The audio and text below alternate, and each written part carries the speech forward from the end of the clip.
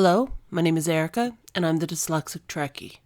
Before I start, I'd like to thank everyone who watched my New Year's Eve video and welcome the new members who've joined since its release. I'm always glad to see new people find my channel, but it means so much to have a video enjoyed by so many. We all knew this day would come.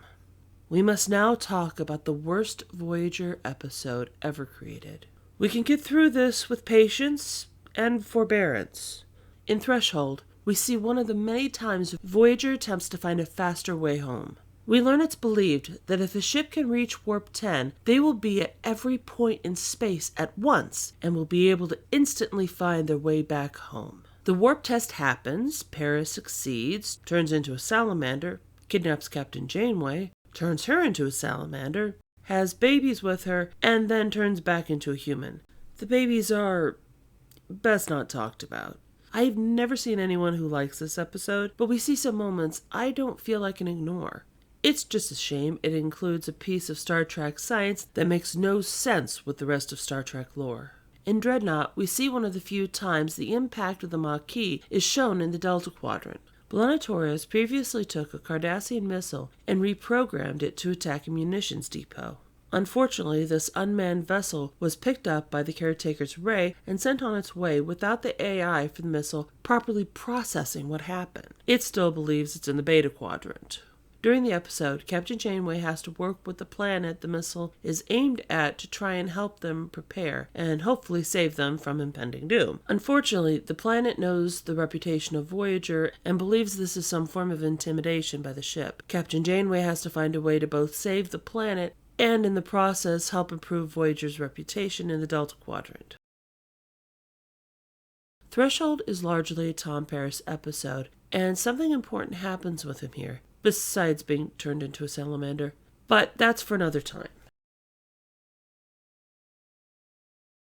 I kind of love Neelix when the team is trying to figure out how to keep the warp nacelles attached to the shuttlecraft. They dismiss him because he doesn't know enough about the theory. But sometimes a layman will have ideas a seasoned scientist won't. Captain Janeway's response to the question of if they are ready for such an advancement is telling. Janeway says that the last couple of centuries, humanity has managed to use advances responsibly, and so she gives the okay for an attempted flight. But the question of should something be done isn't just a question of if it'll be used wisely, but if the impact is understood, an issue that will bite her in the tail later on. And then she has to tell Paris he won't be taking the test flight. Some obscure medical issue that otherwise would mean nothing might leave him in trouble. This little trope goes back to actual issues in the first missions to space. The reason being that NASA couldn't say what being in space would do to the immune system, and an illness would spread to the other crew due to close quarters. In this case, I think it's here for us to see Tom Paris plead his case. This is the biggest thing he can imagine ever doing. Captain Janeway knows Paris is a strong pilot. She knows how far he's come in the last year. I think that plays a bigger part in her choice to let him fly the test than it probably should. Was it the right choice? Well, given what happens next, I think Kim might say yes. And I think Tom would too, even after everything. I don't really intend on talking a lot about the actual flight. It's emotional, it's intense, and I think well acted. But then the sensors can't find the shuttlecraft, and they can't find Tom. What did they expect to happen? He's theoretically now everywhere all at once. How would the sensors even handle that? I don't think it's unreasonable for him to be out of range. And then he comes back. We all know what happens next. Things get weird. Very, very, very weird. Tom changes until he doesn't look remotely human, kidnaps Captain Janeway, maybe it's an alpha thing, and proceeds to... Well, I don't even want to speculate on the baby situation, though I do wish I could hear Chakotay's full log. Two things happen in the scene after Janeway and Paris are returned to their human state. One has a rather comedic undertone. Captain Janeway says she's always considered having kids, just not with Tom. It's cute, it's funny, and I'm pretty sure a lot of the silliness of this episode was to lead to this moment. The other one is what Paris says afterwards. Tom Paris makes it clear this huge step in scientific research hasn't had the impact he thought it would. Even with what Star Trek calls evolution, they never seem to know how that works. When he says he was looking for a quick fix in changing people's opinion of him, Captain Janeway says he did that already. There's a real sense of Paris finding his own way, and Captain Janeway sees that. She's brought her lamb home. It isn't the flight. That was just the avenue to get there. It's him really seeing his potential. This means a lot in future episodes with Lieutenant Paris, something I hope to one day talk about. Until then, I have to talk about Dreadnought.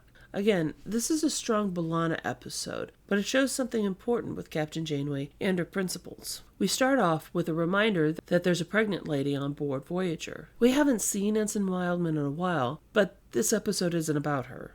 We find ourselves on the bridge with the crew trying to figure out what made its way through Duratanium. I didn't know Wakanda was in Star Trek. That's a crossover I want to see. All fun aside, we find out quickly that whatever the debris came from, the damage is the fault of Torres. B'Elanna explains she stole a weapon from the Cardassians and reprogrammed it to work for the Maquis. The missile, Dreadnought, is targeting a planet not far from the ship's location, not Wakanda or Cardassian's munitions depot. Dreadnought's having a bad day. Captain Janeway's day is about to get even worse. She contacts the planet Dreadnought has chosen as a target. She tries to warn the leader of the planet of the threat and is misunderstood. Apparently he's heard of Voyager and it's not good. He thinks they're threatening him. When she offers help, the minister doesn't believe her. Fortunately, B'Elanna shuts down the Dreadnought. Unfortunately, Dreadnought's a good poker player. It powers back up and stays the course. The only saving grace is when Voyager tries to stop Dreadnought the first time, the planet under threat sees them. The minister appears to be softening to Voyager's cause, though he's still under a lot of pressure. The Rokosans put up a good faith effort to stop Dreadnought, but most are killed in the process. Captain Janeway orders Voyager to try and distract Dreadnought with little success. Multiple ships are destroyed. After one of Roxanne Dawson's strongest scenes as B'Elanna Torres, Janeway talks with the minister on the progress of his planet's evacuation of the area Dreadnought is projected to hit. Captain Janeway states that Voyager will detonate Dreadnought before it reaches the planet if needed. So much for Voyager being the vicious thugs the Kazon have described. While B'Elanna continues to disable the Dreadnought, Captain Janeway orders the evacuation of the ship. Of course, she's not going. Someone has to cause the warp core breach. Tuvok offers to stay as her second-in-command. He'd never let her go through something like this alone. B'Elanna stops Dreadnought at the last second, and Janeway ends the self-destruct sequence with a minute left. The Threshold is not among the best episodes. We see something in it the series rarely lets us see. Her joking with Paris, and confession that she had considered having children, we see her reach a point in her relationship with Paris. That means something special.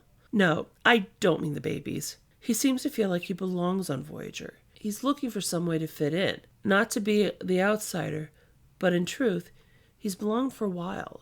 It leads him down an odd path for a few episodes, but she's brought her first lamb in. In Dreadnought, we see Janeway through a few notable phases. She's managed to restore Voyager's reputation by their willingness to do whatever they can to help out the planet in question. She finds a way to do so while saving the majority of her crew, but in a way, I think this goes back to the first video, her history before Voyager. Previously, when Captain Janeway's science team sustained critical injuries studying a moon, she chose to go out again, risking her life to get said data in hopes that she could bring some meaning to the crew's injuries. Was it brave? Yes. Was it wise?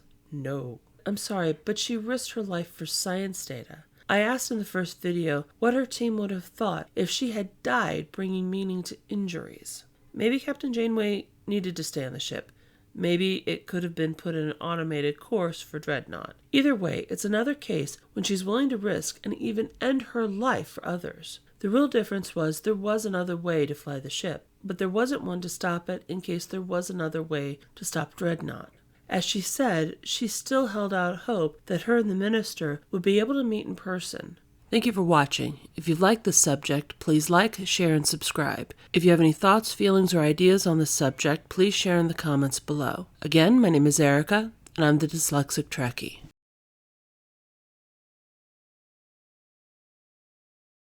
B'Elanna Torres previously took a Darkassian. I don't know what it is about that name. Darkassian. I think there should be an alien named Darkassian. What do you think? Ensign Bradbury's giving me the stink eye. Captains? Yeah, you're gonna have to stay up here. Ray, what are you doing? Come on. Get up here. Come on, up. Get up here. Ensign Bradbury is defying direct orders from his captain. If he's not careful, he will be reprimanded. Until then, he gets num-nums.